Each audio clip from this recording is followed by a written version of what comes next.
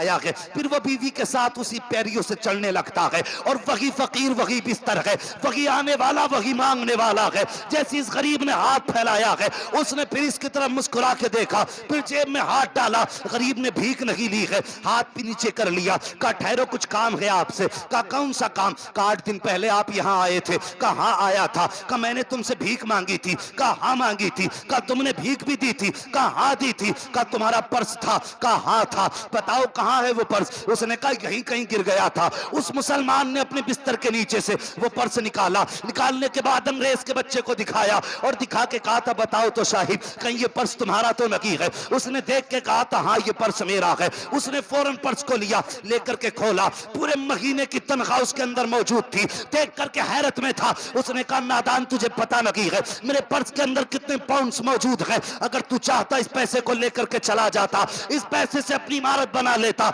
इसमें इतना पैसा था कि तुझे भीख मांगने की जरूरत न पड़ती। आखिर तू बता तो सही, तूने मेरे पर्स में पैसा क्यों नहीं देखा? उसने कहा देखा मैंने तेरे पर्स को, इसमें पैसा भी देखा। कहा फिर चुराया क्यों नहीं? उसने कहा चुराना तो चाहता था, लेकिन एक ख्याल ने चोरी नहीं करने दी। कहा कौन सा ख्याल? कहा तू हजरत ईसा का मानने वाला है, मैं मोहम्मद रसूलुल्लाह का मानने वाला हूं। अगर मैं इस पर्स से पैसे चुरा लेता, यह भी हो सकता था कि कयामत के दिन अगर तेरा नबी मेरे नबी के खिलाफ रब की बारगाह में मुकदमा डाल देता कि ऐ खुदा, इस पैगंबर के उम्मती ने मेरे उम्मती का पैसा चुराया था, फिर तो मेरे नबी की रब की बारगाह में शर्म से गर्दन झुक जाती। कांग्रेस सुन ले, अगर तू ईसा से इतना प्यार करता है तो हम मोहम्मद से इतना प्यार करते हैं कि जान तो दे सकते हैं, लेकिन शर्म से नबी की गर्दन झुक जाए ये उम्मती को गवारा हो नहीं सकता है।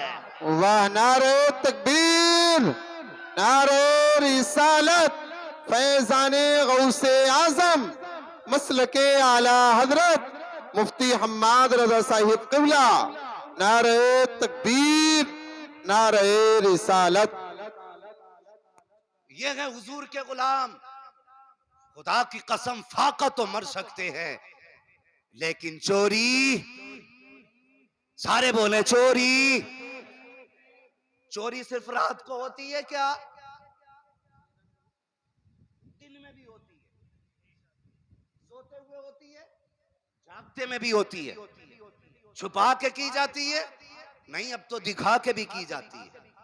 आप कहेंगे मौलवी नहीं बात कर रहा है, चोरी और दिखा के। मैंने हाँ, जाओ तोलो बाट दुकानों के जाके, लेने वाला बाट 1 किलो 100 ग्राम का और देने वाला बाट 900 ग्राम का। ये है जागते में चोरी। हाँ, ये हालात है हमारे। मार्केट में आप जाइए, कुंदर की आपके पास पड़ता है ना, कुंदर की जाके देखना, इतनी लाइट लगाए पड़े हैं कि आदमी को दिन में अंधा करके बेच रहे माल। और लिख दिया 1 रेट की दुकान है। पहली बात तो मेरे हुजूर ने फरमाया जब भी कोई चीज खरीदो सौदा करके खरीदो। ये एकदम चीज ही क्या है? सौदा। सारे समझ ले मेरी बात। सौदा, अल्लाह सलामत रखे आपको, सौदा करके खरीदे। दूसरी बात फरमाया मेरे हुजूर ने, बेचने वाला कोई चीज बेचे तो अगर उस चीज में ऐब हो तो पहले बता दे,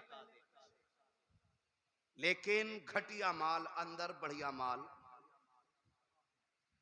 ऊपर, ये भी चोरी है। फिर लिखा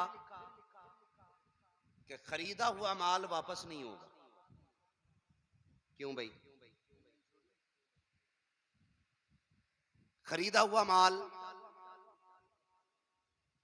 वापस नहीं होगा। इतने तरीके से लूट मार के कमाया, बिल्डिंग बनाई, उस पे लिख दिया हाजा मिन फजल रब्बी। समझ रहे मेरी बात जो मैं कहना चाह रहा हूं? खूब मार धाड़ करके बाद में लिख दिया हाजा मिन फजल रब्बी, ये मेरे रब के फजल से बनी है। ये रब के फजल से नहीं, ये लोगों का खून चूस के बनी है। मिजाज हमारे भाई, चीज लोगों को धोखा दे के मत देना। लोगों से कहते हैं भाई झूठ ना बोल। और मेरे हुजूर ने तो फरमाया कि जो तिजारत सच्चाई के साथ करेगा वो कयामत के दिन नबियों की जमात में उठाया जाएगा। और ये कहता झूठ ना बोलें तो मौलाना दुकानदारी चलती ही नहीं, मजबूरी है। भाई दाढ़ी रख लेना, मेरी दुकान है तो दाढ़ी का रोक रही है दुकान को कि नहीं मौलाना उसमें झूठ सच बोलना पड़ता। क्यों भाई? कि झूठ ना बोले ना तो फिर मुनाफा ही नहीं होता। ये हमारे अकीदे कमजोर हो गए। हमने ये समझा झूठ रोजी देता है, यही वजह है कमा के भी परेशान है। जिस दिन ये अकीदा हो गया ना रोजी अल्लाह देता है, फाके मर जाएंगे झूठ नहीं बोलेंगे, तो फरमाया गया अगर तुम अल्लाह पे भरोसा करो अल्लाह तुम्हें वहां से देगा जहां से तुम सोच भी नहीं सकते। हाँ, अल्लाह वहां से देगा जहां से सोच नहीं सकते। लेकिन हम झूठ बोल बोल के दुकान चला रहे हैं। भैंस वालों को देखे क्या मैं मौलाना क्या बता, मैं ये मुझे 61,000 की घर तक पड़ी है, 61 की बढ़ गई लेकिन तुम्हारे लिए 60 में ही है। हम कौन लगते हैं बेतरे? कोई अपना नुकसान करेगा चीज में? अबे तू अपनी चीज का मालिक है, जितने की चाहे बेच, मालिक है ना। तू 50 की ला के 3,000 की बेच, लेकिन झूठ ना बोल। बता मत कितने की लाया है, ये क्या ये चीज मेरी है इतने की दूंगा। ऐसे क्यों नहीं करता दुकानदारी? हमने झूठ पे भरोसा किया, हमने सच्चाई पे भरोसा नहीं किया। और बंदे खुदा की जात पे भरोसा कर, रज़ाक अल्लाह है, जितना रिस्क उतना ही मिलेगा जितना रब चाहेगा। तुम कितना ऊंचा नीचा कूद लो, उल्टी सीधी छलांगे लगा लो, अगर रब ने मुकद्दर नहीं किया है तो मिलने वाला नहीं है, और अगर उसने मुकद्दर कर दिया है तो फिर जहां होगे वहीं पहुंच जाएगा। हकीकत तो ये है हम जिस तरह चाहे रिस्क को हासिल कर लें, अगर चाहे हराम तरीके से तो हम झूठ बोल के रोजी को हराम कर लें, अगर सच्चे तरीके से चाहे तो हम रोजी को हलाल करके खाएं। सच तो यह है कि अकीदे कमजोर होते जा रहे हैं, हमारा रब से एतमाद उठता जा रहा है, रब पे भरोसा ही नहीं है। अगर कोई कहे मैं रब को मानता हूं तो मैं पूछना चाहता हूं मुझे बता तूने दुकानदारी में झूठ क्यों बोला? तूने 70 लाइटें क्यों लगवाई हैं? तूने दुकान में चमक दमक क्यों कराई है? तूने बाट कम बढ़ती क्यों कराए हैं? तूने मीटर छोटा क्यों कराया है? तूने लीटर कम क्यों कराया है? कम क्यों तोलता है? कम क्यों नापता है? यह एतकाद नहीं है, यह एतमाद नहीं है। अकीदा तो यह था, हुजूर के आशिक को दुश्मनों ने गिरफ्तार किया